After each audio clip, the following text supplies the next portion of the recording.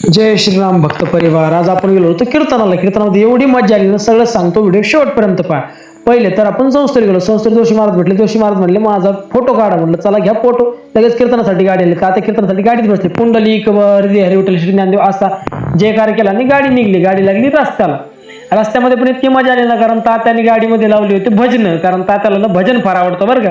आणि लगेच आम्ही गेलो एका विद्यार्थ्याच्या शेतामध्ये. आपल्या संस्थेवरती एक विद्यार्थी आहे, त्यांच्या शेतामध्ये गेलो. त्यांनी आपल्याला बोलवलं होतं, कारण त्यांच्याकडे ज्वारी भरपूर प्रकार आहे. तर त्यांनी तिथं हुरडा पार्टीचा प्लॅन केला. आणि तो प्लॅन तुम्ही बघू शकता, सगळीकडे ज्वारी आहे. सगळ्यांनी ज्वारीचे कणस वगैरे तोडून आणले. आणि आपल्या संघ होते काका बरं का. काकानी रामफळ खात होते काका. त्याच्यानंतर इकडे पाच महाराजाचं अलग चाललं होतं.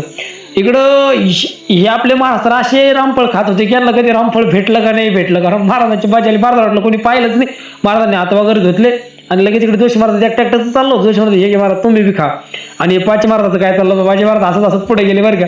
नंतर त्या जोशी महाराजांनी गाजर आणून दिले तात्यांच्या हातात. आणि त्यांनी गाजर आणले आणि आपल्याला पण सगळ्याला गाजर दिले बरं का. आणि आपण ते सगळे गाजर खाल्ले. तात्यांनी गाजर खाल्ले. आणि इकडे पोरांचं तर अलग चाललं होतं. मग पोरांना एवढी मजा त्यांनी हातातून फेकून दिलं व्हिडिओ फोन.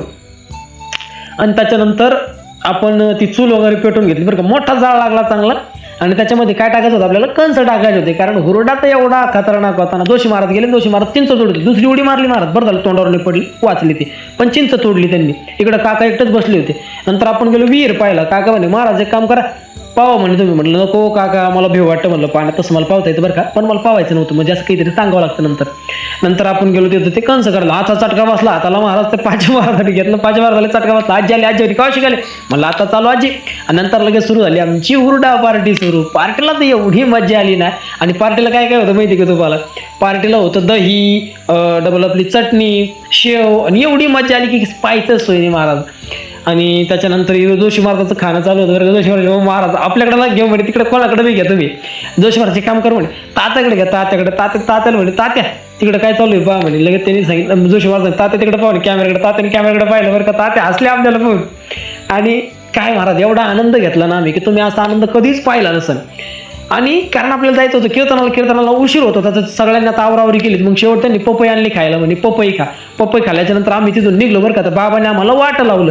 सगळे त्या महाराजांचे घरचे पण आम्हाला वाटी लावायला आलते. नंतर आम्ही गेलो पुढे कीर्तनाला आधीच झाला उशीर. तात्यांना लगेच एवढा फास्टमध्ये फेटा बांधून घेतला.